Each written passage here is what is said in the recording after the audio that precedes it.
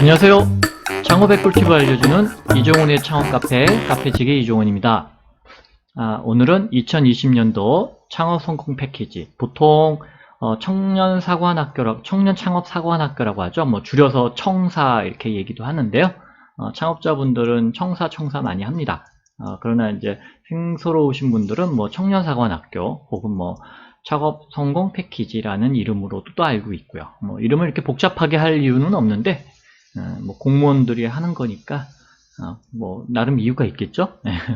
근데 아직 뭐 필요성은 저는 잘 모르겠습니다. 왜 이름이 복잡한지. 그냥 청년사관학교라고 하면 되는데 맨 처음에는 청년사관학교라는 이름으로 시작을 했습니다. 네.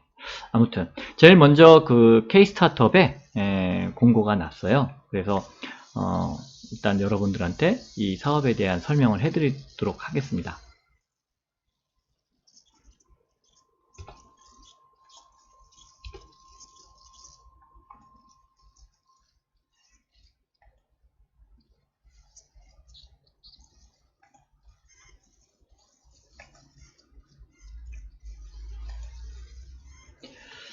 자, 2020년도 청년 창업 사관학교 입교생 모집이 이제 발표가 됐는데요. 제가 이제 프레젠테이션 자료로 만들어 드리다가 이렇게 생각을 해봤는데 뭐 이걸 그냥 그대로 이제 붙이기만 할 거니까 큰 의미가 없어서 제가 그냥 공고문을 여러분하고 같이 보면서 얘기를 하는 게 나을 것 같아서 제가 이렇게 자료를 준비했습니다. 자, 한번 볼까요? 일단은 뭐 우수한 창업 아이템 혹은 이제 혁신 기술을 보유한 초기 창업자입니다. 그러니까 여러분들 중에 아이템 자체가 뭐 좋다. 그러면 보통 이제 뭐 지식 서비스업 이런 게 될 거고요. 또 혁신 기술 이러면 보통 이제 4차 산업을 얘기하는 겁니다. 뭐 제조업을 포함해서. 그래서 뭐 인공지능이라든가 뭐 빅데이터, 뭐 자율주행, 뭐 그다음에 뭐 전자부품, 뭐 장비, 소재 개발, 뭐 이런 것들을 다 포함해서를 지금 혁신 기술로 표현하고 있어요. 그래서 창업의 전 단계를 패키지로 지원한다. 그게 이제 청년사관학교의 이제 목적이죠. 모집하는 방법은 일단 신규로 처음으로 이제 입교를 하시는 신입생 한 분 뽑고요.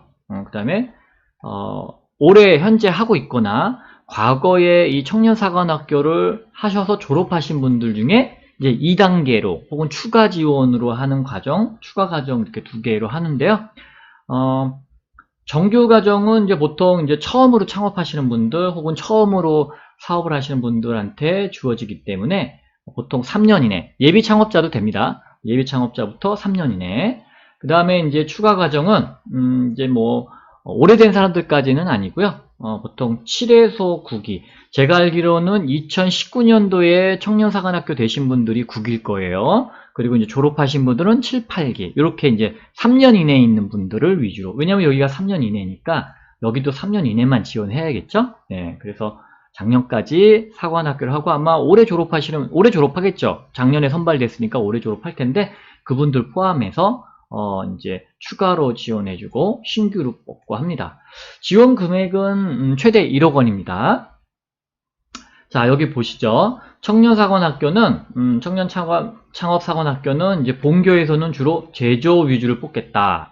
그리고 요즘 이제 우리 일본과의 어떤 마찰이 있었잖아요. 정치적인 마찰. 그래서 강제징용에 대한 부분이잖아요. 여러분 잘 아시는 바와 같이.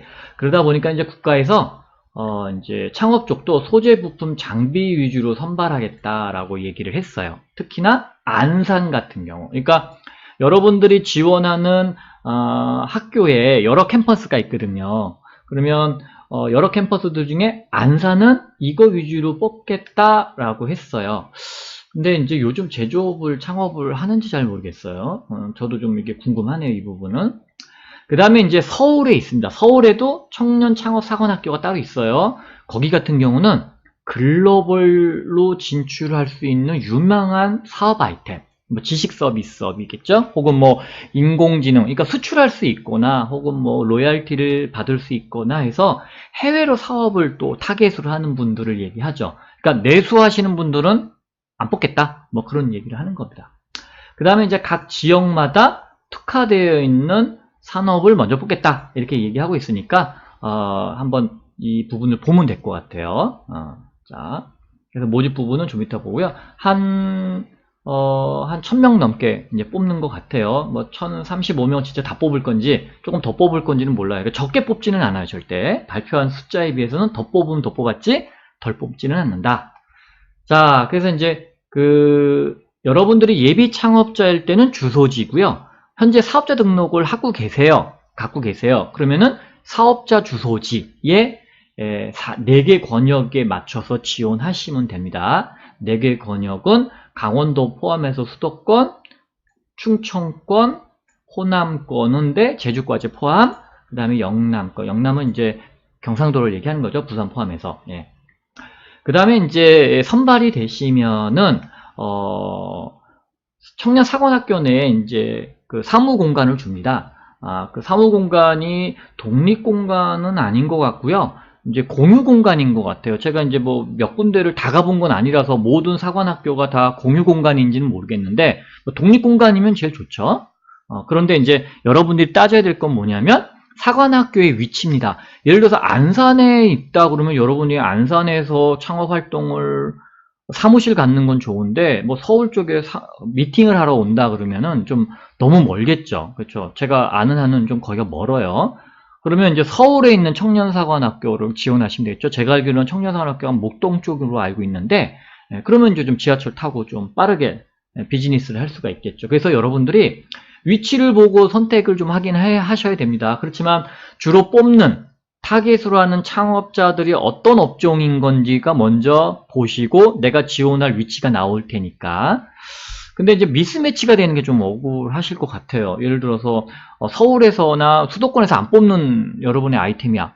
그러면 여러분은 주소지가 서울이면 지방으로 갈 수밖에 없잖아요. 그러면 주소지를 옮겨야겠죠? 네, 그것까지도 고려하셔야 됩니다. 그런데 어쨌든 사무실을 줘서 입소하는 방법이 있고요. 그 다음에 여러분이 별도의 사무실을 갖고 준입소하는 방법이 있지만 뭐 일주일에 한 번 정도는 한번 나와줘야 된다. 뭐 그런 조항이 있네요. 뭐 이런 거는 여러분 큰 뭐 이렇게 고민거리는 아니에요. 왜냐면 여러분들이 그냥 일단 선정이 되시면 선정이 된다는 게 중요한 거지. 떨어지면 이런 거 고민할 필요도 없잖아요. 그죠? 일단 선정되고 나서 고민하시면 된다. 지원 기간은 1년입니다. 그리고 아까 보셨다시피 추가 지원 프로그램이 있었죠? 그러니까 여러분이 올해 만약에 선정으로 신규로 청년사관학교가 되신 분들은 내년에 또 지원할 수 있고 뭐 3년 이내에 한 번 더 지원받을 수 있다. 뭐 그런 뜻이겠죠? 예, 그래서 최대 2년이다. 이렇게 생각해 주시면 좋습니다. 그리고 제가 이제 창업지원금 설명할 때 글로벌 창업사관학교도 있다고 했어요. 그러니까 그 글로벌 창업사관학교는 이 프로그램하고 또 다른 거죠. 그러니까는 실질적으로 사관학교라고 하는 프로그램은 기본적으로 사관학교에 1년차, 2년차 있고 뭐 글로벌 사관학교가 올해 처음 생겼으니까 그것까지 생각하면은 3년을 받을 수 있는 거죠. 그쵸? 네, 그래서 그걸 일단 머릿속에 염두 이렇게 뭐 많이 해둘 필요는 없어요. 여러분들이 또 때가 되면은 뭐 내년이라도 또 제 강의를 들으시면 이해가 될 테니까요. 자, 그럼 또 진도 나가 봅시다.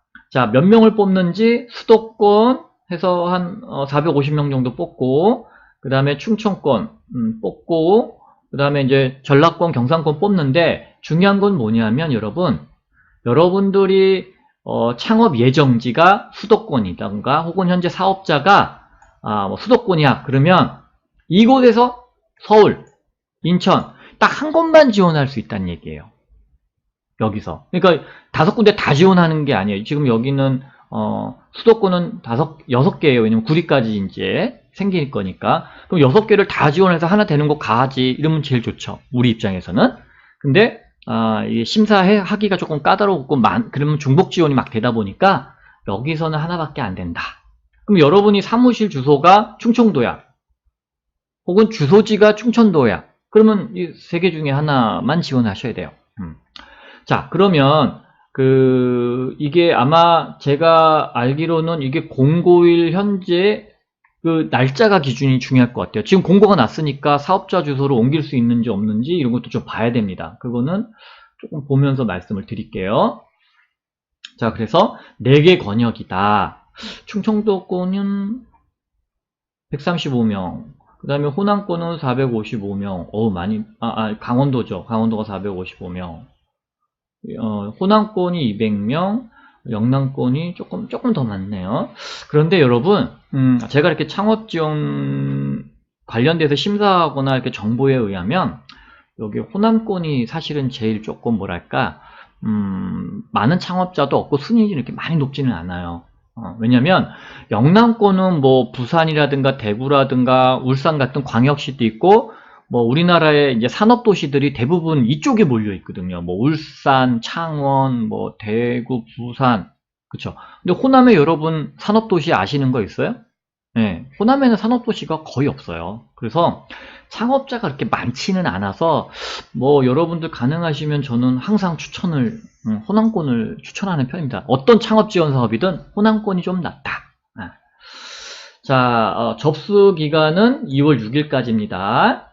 심사는 어떻게 하냐면 먼저 서류 평가하고 그 다음에 PT 발표 평가하고요. 그 다음에 신칭 면접 평가이거나 혹은 회사에 방문하는 현장 평가가 있는 것 같아서 3차 평가로 이루어져 있어요. 그래서 예비 창업자는 사업자가 없으니까 그냥 불러서 또 면담을 하겠죠. 그게 이제 심칭 심사가 될 겁니다. 그러니까 심사가 3번 있다 이렇게 생각하시면 될 겁니다. 자, K-스타트업에서 아마 이제 진행을 할 거고요. 공지를 하고 그 다음에 청년사관학교 홈페이지가 별도로 있네요. 이거 저 처음 알았어요. 네. 코스메스라고 하는 청년사관학교 홈페이지가 있으니까 이 두 곳에서 아마 공지가 이루어지는 것 같아요. 자, 신청은 근데 K-스타트업에서 다 합니다. 네. 모든 창업사업, 중소벤처기업부나 이런 사업들은 대부분 K-스타트업에 이루어지고요.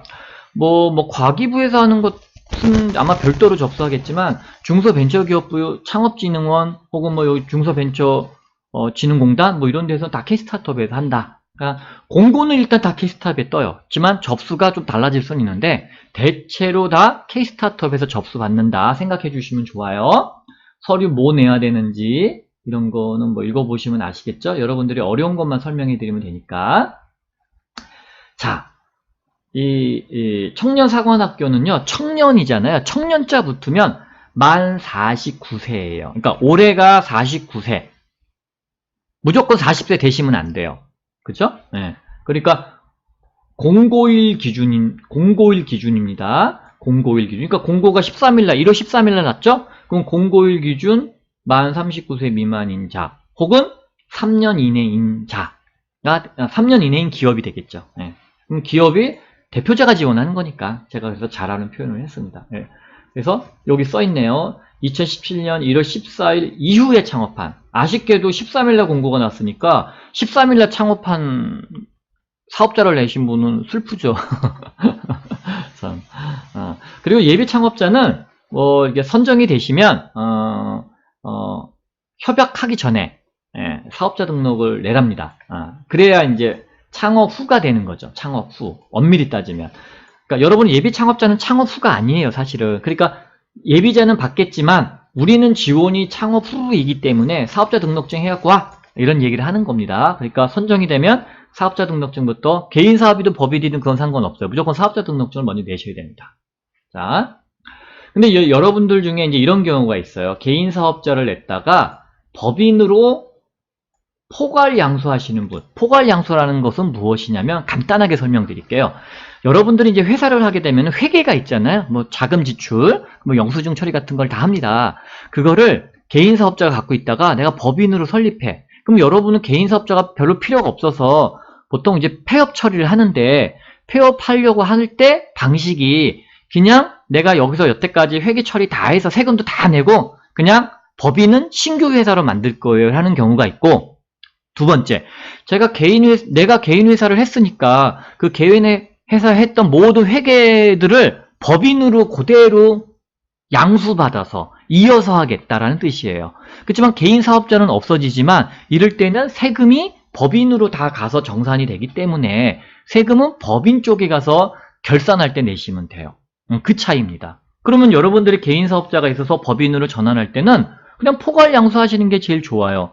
근데 뭐 내가 세금 낼 게 없어. 그러면 그냥 개인 사업자 없애도 세금은 안 나오니까. 근데 여러분들이 뭐 이렇게 해서 세금을 낼 게 있는 상황에서 개인 사업자만 별도로 폐업하겠다 그러면 포괄 양수 안 하고 법인으로 그럼 세금을 먼저 냅니다. 그러니까 미리 낼 필요는 없겠죠, 여러분. 그죠? 그러니까 개인 사업자로 해서 법인으로 포괄 양수하게 되면 개인 사업자의 사업 개시일로부터 따진다. 즉 여러분들이 개인 사업자를 먼저 내서 법인으로 나중에 포괄 양수하던 법인이 내던 항상 먼저 낸 사업자의 그 날로부터 따진다. 이렇게 생각하시면 됩니다. 그쵸? 그리고 이제 3년 초과한 기업을 여러분이 뭐 하나를 갖고 있던 두 개 갖고 있던 혹은 폐업을 하고 있던 그건 상관없어요. 공고일 이전에 개인이든 법인이든 등록한 자로서 참고일에 따라서 업력이 3년 이내면은 신청이 가능하다. 어우, 재밌네요. 예전에는 무조건 여러분들이 청년 사업자들은 창업한 이력이 없어야 돼요. 폐업한 사실이 있으면 안 됐어요. 근데 이제 2020년부터 작년에는 어땠는지 제가 이걸 안 봤거든요, 사실. 근데 올해 보니까 여러분들이 3년일 초과된 업체를 다수의 사업자가 있어도 혹은 폐업한 경험을 보유하고 있어도요. 별도의 회사를 지금 내가 개인이나 법인을 냈어요. 그죠? 그러면은 그것은 참고일에 따라서 업력이 3년 이내면은 받아주겠다. 이런 뜻이에요. 그러면 여러분 참고일을 한번 봐야겠죠? 참고일이 뭔지 봅시다. 이거예요. 자, 여러분이 현재 개인 사업자를 갖고 계시고 현재 사업장이 뭐 집으로 되어 있던 어떤 창업 사무실이 있을 거잖아요. 그러니까 지금 현재 사업자와 사업자가 있는 주소에서 주소에 현재 있는 개인 사업자를 폐업하고, 그러니까 개인 사업자를 폐업하고 현재 사업자인 개인 사업자를 폐업하고 B 법인을 2종 업종으로 제품을 생산, 이거 제조업이네요. 그건 창업으로 봐주겠다라는 뜻이에요. 여기니까 2종 업종의 제품을 생산하면 창업으로 보겠다. 그런데 동종 업종으로 제품을 생산하면은 그거는 조직 변경으로 창업이 아니다. 그러니까 여러분들이 여기에 나와 있는 창업 기준에 창업, 이 창업에 해당되기만 하시면 기존의 사업자가 몇 개를 갖고 있던 혹은 폐업한 사실이 있어도 청년사관학교 지원할 수 있답니다. 이게 되게 획기적인 거예요. 왜냐면 여러분 그전에는 아예 있었으면 안 됐어요. 근데 확실히 이제 좀 많이 바뀌었네요. 자, 또 읽어볼게요. 자, 공동대표. 여러분들이 이제 뭐 사장님이 여럿일 수 있어요. 뭐 팀빌딩 할 때 보통 공동 창업으로 하는 경우도 있고, 그냥 대표자 한 명의 팀원으로 갈 수도 있는데, 모두 다 이 39세 미만에 해당이 돼야 되고, 아까 같은 그 대표자, 그러니까 대표자로 올라가는 분들은 그 창업의 기준, 조금 전에 말씀드린 참고일 있죠? 그거에 똑같이 해당이 돼야 되는 거예요. 하나같이. 그러니까 여러분들 사람이 대표자가 많이 올라가면 일단 복잡하니까 한 명만 올리시고 가능하면, 그리고 그 한 명이 이 참고의 1에 해당되시면 돼요. 예비 창업자면 뭐 고민할 필요 없겠죠. 그리고 처음으로 창업을 했는데 3년 이내야. 고민할 필요 없겠죠. 근데 그 한 명이 예전에 사업을 했었어도 아까 참고1 같은 상황이라면 상관없다. 그쵸? 그러니까 참고1을 여러분 유심히 보셔야 돼요. 제가 참고1은 다시 한번 나중에 시간을 갖고 다시 한번 설명해 드릴게요. 자, 공동대표는 그렇습니다. 자, 법인 대표인 경우에는 실질적으로 대주주가 법인 대표여야 돼요. 예를 들면 이런 경우가 있어요. 자기가 창업지원금이나 뭔가 이렇게 받은 게 있거나 혹은 제재사항, 뭐 예를 들면 뭐 세금을 미납했어. 이런 걸 피하기 위해서 내가 최대 주주야. 회사의 지분을 많이 갖고 있어요. 51% 이상. 그런데 사장은 다른 사람으로 갖다 놓으면 뭐 그 사람이 창업지원금도 안 받아봤기 때문에 이 사람 이름으로 이 창업지원금 받을 수 있겠다. 이런 꼼수를 쓰는 경우가 있어요. 저 같은 사람들이 그런 꼼수를 좀 알려주거든요. 그러니까 그런 거는 안 된다라는 뜻이에요. 그래서 무조건 법인 기업일 경우에는 실질적인 대주주가 신청을 해야 된다. 그게 이제 여기에 써 있는 내용입니다. 그리고 뭐 예비 창업자는 사업자 등록증을 내야 된다. 그렇죠? 자, 그리고 예비 창업자는 보통 권역이 어디냐면 예비 창업자는 사업자 등록증이 없잖아요. 그러면 주소지입니다. 근데 아까 말씀드렸던 공고일 현지의 주소지니까 벌써 이제 공고가 됐으니까 여러분 주소지 못 바꿔요. 바꿔도 안 됩니다. 인정 안 해요. 그러면은 그 공고일 이후의 주소는 안 보고 공고일 이전의 주소로 따진다는 얘기예요. 그러니까 여러분이 지금 서울에서 광주로 갔어.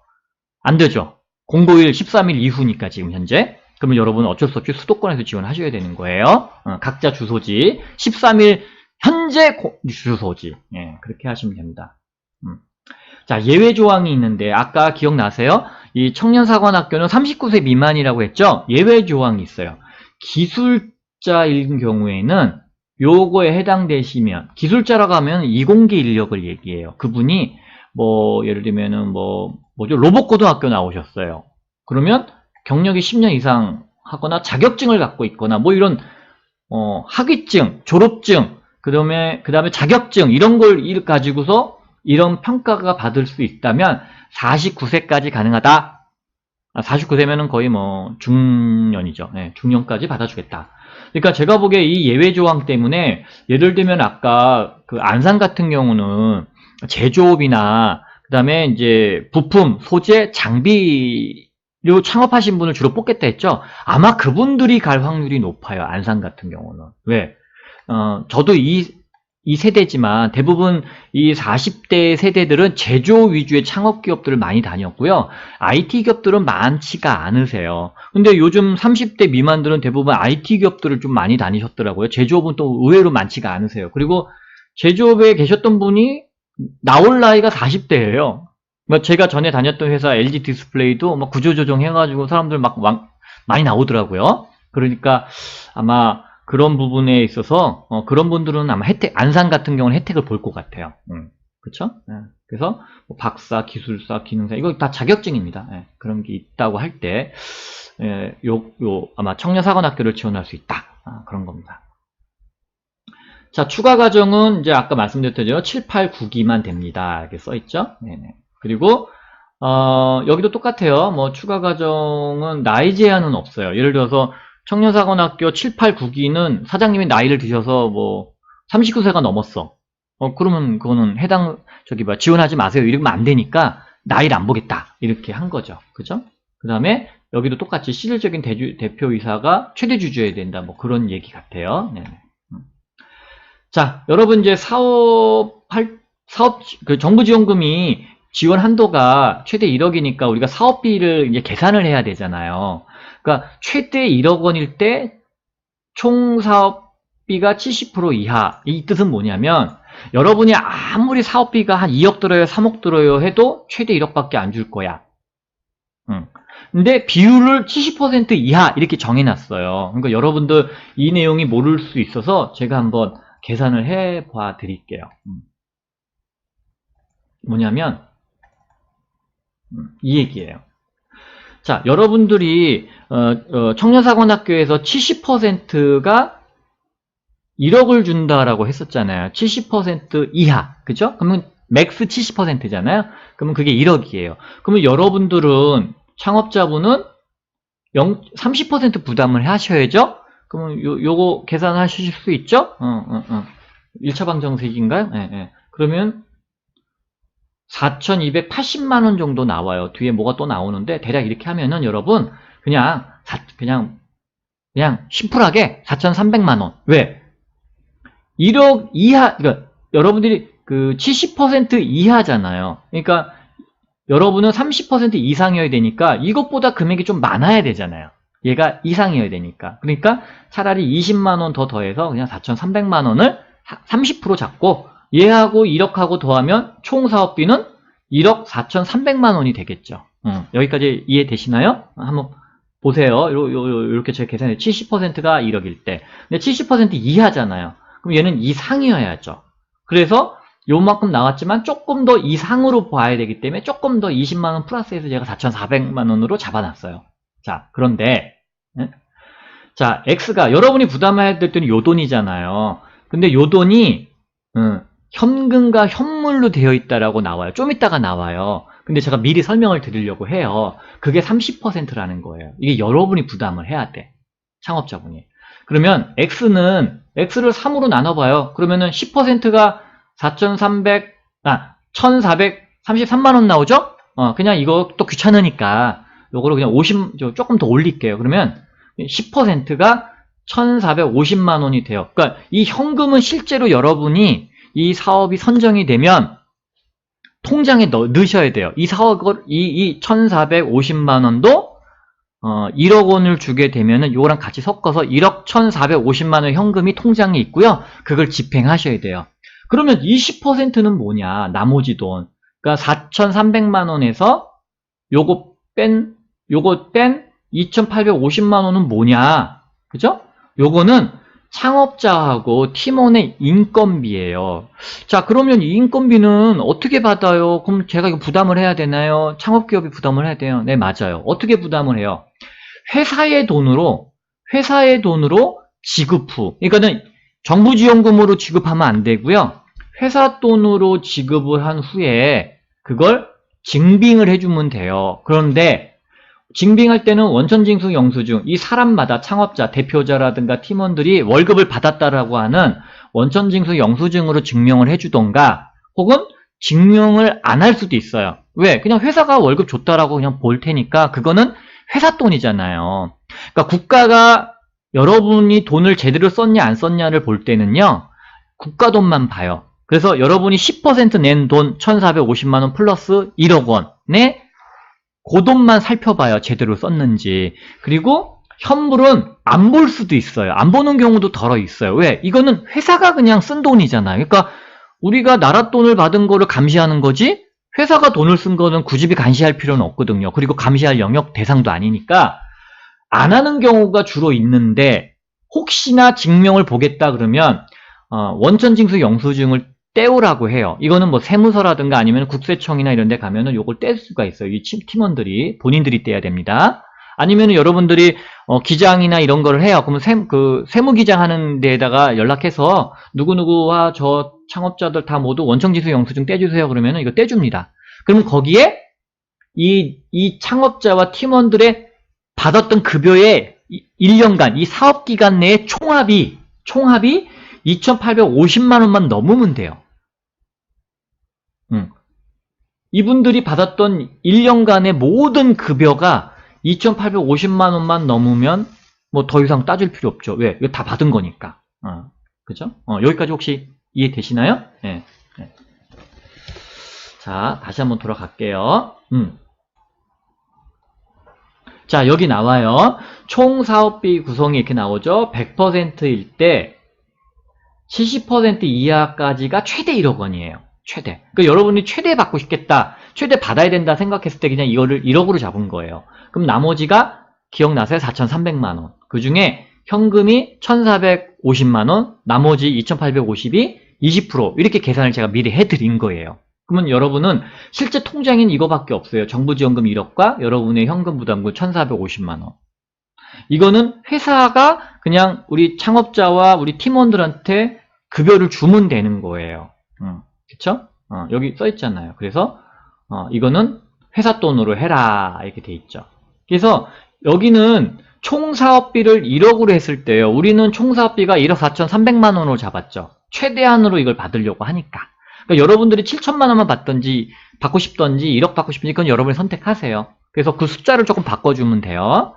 그러니까 1억 원이 70%라고 해놓은 게 제가 계산한 건데 여러분 전 0.7만 받을래요. 그렇게 하면 0.7 이렇게 넣어가지고 0.7이 70%로 계산해 주시면 됩니다. 요거 산수예요. 어렵지 않습니다. 자, 뭐 이거는 뭐 어떻게 돈을 쓸 거다라고 하는 얘기니까 한번 보시면 되고요. 여러분이 만약에 청년사관학교를 졸업하시고 나면 5년간 또 연계해서 지원해 준대요. 그러니까 뭐 여러 가지 정부지원금, 융자금, 정책자금이라고 하면 보통 이게 융자금이라고 표현해요. 뭐 무상지원금도 포함되겠지만 대부분 이게 융자금이에요. 보세요. 이거는 다 융자금이에요. 그러니까 정책자금, 그러면 융자금. 어렵죠, 용어가. 그냥 융자라고 하면 될 걸. 마케팅 팔로 지원금, 뭐 이런 지원 사업들을 우선적으로 지원해 줄 거예요. 그리고 이건 기술개발 자금, 무상 지원금이죠. 그다음에 글로벌 진출, 뭐 투자 유치 이런 것까지 도와준대요. 근데 뭐 아무나 다 도와주는 게 아니라 거기서도 나름 뭐 이렇게 선발하는 과정을 거치겠죠. 자, 1단계는 어떻게 심사하는지 여기 나와 있어요. 그쵸? 서류로 평가하고. 그런데 여러분, 이거 가점 이렇게 중요하지 않습니다. 가점 정말 중요하지 않아요. 뭐 벤처 인증 있으면 가점, 뭐 특허 있으면 가점. 여러분, 사업을 잘하는 사업자를 뽑는 게 목적이지 가점 많은 사람을 뽑는 게 아니에요. 그러니까 이 가점에 너무 크게 영향받지 마세요. 그래서 발표 대상자로 대략 1.5에서 2배에서 뽑는다. 그러니까 발표 평가자가 100명이면은 실제 뽑는 사람은 50명이라는 얘기예요. 그죠? 그러니까 서류평가 때 100명만 뽑아서 보내겠다. 그러니까는 여러분들 최종 뽑는 거에서 몇 명을 뽑을지는 거꾸로 역산해 보면 나오겠죠. 자, 심층 면접이 또 1.2에서 1.5. 그죠? 그럼 발표평가에서 또 요만큼만 또 보내서 심층 면접에서 이렇게 뽑는 거예요. 그리고 또 발표평가 1.5에서 2배수 뽑잖아요. 이거 다 곱해보면은 최종적으로 몇 배 뽑는지 나와요. 보통 한 3배수 뽑을 거예요. 3배수. 그쵸? 발표평가 또 60점 이상. 자, 발표평가 때는 또 요걸 본대요. 그죠? 서류평가 때 뭐 본다고 했죠? 자, 서류심사 때 한번 평가 항목을 볼까요? 신청 자격 검토. 이거는 뭐 자격이 되는지 안 되는지 여러분들이 가끔 이제 나이라든가 이런 거 좀 헷갈려가지고 혹은 사업자의 연수가 좀 헷갈리던가 했을 때 아마 실수로 탈락되는 경우도 있어요. 여러분들이 계산을 잘못해가지고. 그죠? 네. 사업계획서의 적정성은 뭐냐면 사업계획서 딱 봤을 때 그럴싸하게 작성이 좀 되어 있어. 뭐 작성을 좀 잘하는 경우죠. 이건 쉽게 얘기하면 페이퍼워크를 잘하는 경우. 그런데 이 실현 가능성은 뭐냐면 이게 진짜 이 창업자들이 할 수 있는가를 보겠죠. 근데 매출이나 이런 거를 찍어가면 이게 쉽게 얘기하면 우리 회사의 별도의 무슨 용역 매출이 아니라 우리가 만들려고 하는 아이템의 초기 매출이나 그러면 이게 실현 가능성이 높은 거잖아요. 그쵸? 그러니까 매출이 난 창업자들이 유리할 수밖에 없는 거예요. 자, 발표 때는 뭐 보냐면은 이 발표평가의 평가 항목에서 핵심은 아무래도 이 사업 모델에 대한 기술성, 그러니까 차별화죠, 차별화. 말이 기술성이라고 하지만 이건 차별화라고 얘기해요. 그 다음에 실현 가능성, 매출이죠, 매출. 그 다음에, 그러니까 창업사업도요, 일단 뽑을 때는 매출이 우선이에요. 그러니까 예비 창업자는 이걸 보여줄 수가 없으니까 아무래도 좀 불리하겠죠? 그러나 뭐 예비 창업자를 얼마 뽑겠다라는 비율도 없잖아요. 그러니까 그냥 다 기창업자를 뽑아버릴 수도 있는 거니까, 여러분. 그러니까 예비 창업자가 좀 불리한 상황이죠. 3년 이내 이래버리면. 성장 가능성. 이거는 매출이 고만고만하게 날 건지 아니면 폭발적으로 성장할 건지를 보는 겁니다. 그리고 이 사업화 추진 계획이라는 건 뭐냐면 단순히 시제품 하는 것까지를 보는 것이 아니라 시제품 만들고 났을 때 제조업 같은 경우는 대량 생산, 양산, 그죠? 그걸 어떻게 추진할 거냐. 그리고 이제 뭐 서비스 사업자들은 어떻게 해서 이제 서비스를 이제 확 구축을 하고 마케팅 단계를 넘어가서 대규모로 이제 이런 어떤 사업을 일으킬 수 있느냐 이런 걸 좀 현실성을 좀 보려고 하겠죠. 그죠? 그리고 이제 발표자는요, 여러분, 대부분 이제 본인이 해야 된다. 이렇게 써 있네요. 자, 그 다음에 이제 심층 면접은요, 심층 심사는 사업자가 있으신 분들은 이제 사업자로 가서 평가를 할 거고, 예비 창업자는 사업자가 없잖아요. 그러니까 사업장이 없겠죠, 사무실이. 그러면 이제 오세요라고 해서 아마 할 겁니다. 그래서 그렇게 볼 건데, 뭐 볼 거냐면은, 이제 창업자들이 정말 이제 뭐 기업가 정신이 있는지, 역량이 있는지, 그 다음에 이제 사업비의 집행이, 이제 여러분들이 예산을 짜면 이게 타당한 건지, 예산까지 보겠다. 뭐 이런 거네요. 그 다음에 이제, 뭐 추가 과정 같은 경우는 이제, 이렇게 보겠다라고 하는 거죠. 그래서 10% 정도 최종 발표는 예비로 또 뽑으니까, 왜냐면 협약 안 하거나 뭐 자격이 또 안 되고 문제가 일으키고 또 딴 사업이 선정되고 막 이러면 안 하는 경우도 많거든요. 그래서 10% 추가로 또 뽑겠다. 네, 그런 겁니다. 자, 협약 체결을 하게 되면은 여러분, 아까 10% 있죠? 10% 현금 부담금.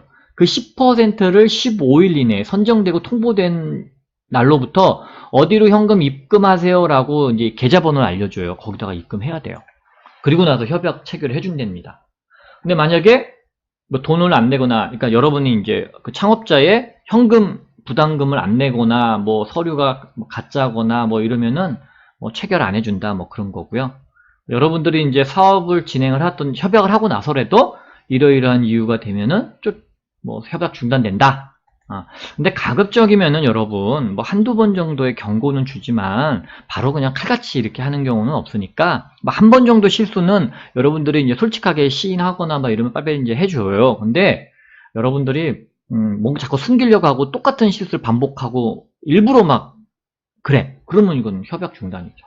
그렇죠? 네, 그런 건 하지 마시고 자 여러분들이 뭐죠? 청년사관학교도 지원하지만 예비 창업 패키지라든가 초기 창업 패키지 같은 것들을 지원하실 수 있어요. 그런데 기본적으로 먼저 협약하는 거를 선정하고 나머지는 다 탈락시켜요. 현재 시스템이. 그러니까 여러분들이 뭐 지원하는 건 자유예요. 막 여러 개 지원하는 거는 다 좋으나 협약하기로 선정이 돼서 협약하기로 결정이 났어. 그러면 나머지는 자동적으로 다 탈락시켜 버려요. 그 얘기입니다. 그죠? 그리고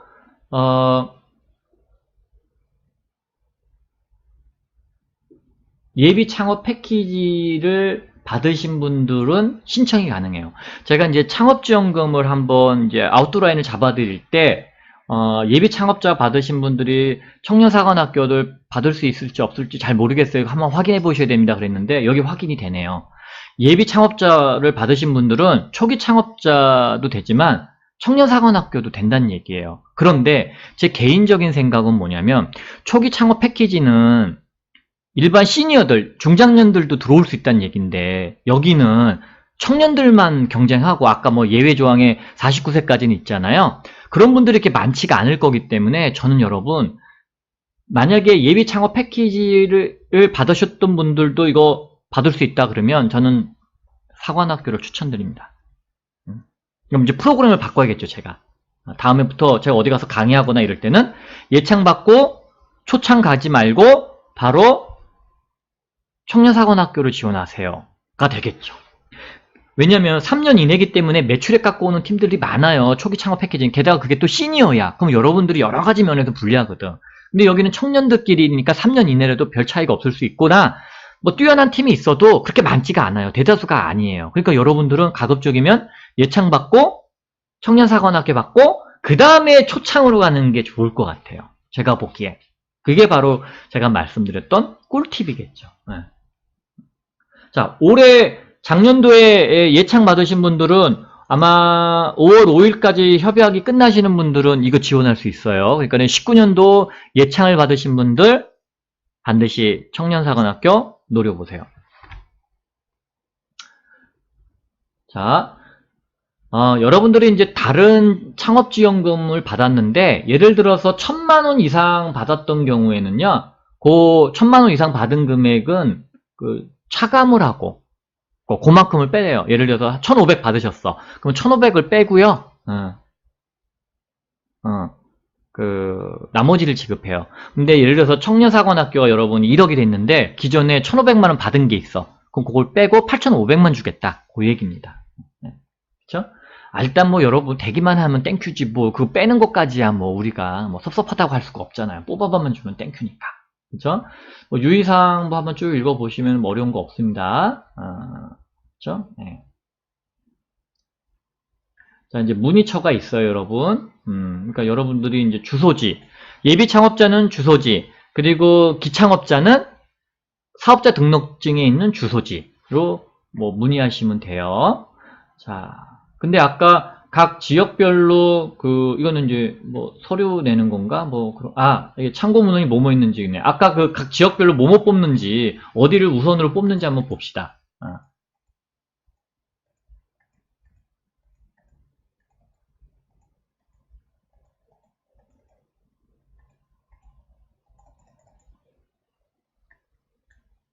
여기 있네요. 자, 우선 선발이니까 여러분, 우선 선발한다라는 개념을 어떻게 보시냐면 100%가 아닙니다. 거의 50% 정도. 경우에 따라서는 뭐 100%를 다 뽑을 수 있죠. 왜냐면 지원자가 너무 많으면. 혹은 그 업종만 왔을 경우니까. 아까 그 안산 같은 경우는 기억나세요? 제조업과 그 다음에 부품 소재, 장비 쪽으로 뽑는 데잖아요. 여기 써 있잖아요. 예. 이 사람들만 가면 이 사람들만 뽑을 수밖에 없는 거예요. 그런데 우선 선발한다고 하는 거는 50%는 이렇게 뽑을게 우선으로. 그럼 나머지들은 좀 상황 봐서. 그죠? 그러니까는 여러분들이 다른 업종도 되는지는 다 전화 걸어서 확인하시는 게 좋아요. 근데 좀 안타깝게도 주소지 기준이라는 거니까, 공고일 기준으로 주소지를 본다고 하니까 13일 날짜로 벌써 주소가 찍혀버렸잖아요. 그러니까 여러분들은 선택의 여지가 없네요. 그죠? 여기 경기 북부는 뭐 컨텐츠도 있네요. 그래서 나쁘진 않은 것 같아요. 자, 오늘은 여기까지 해야겠네요.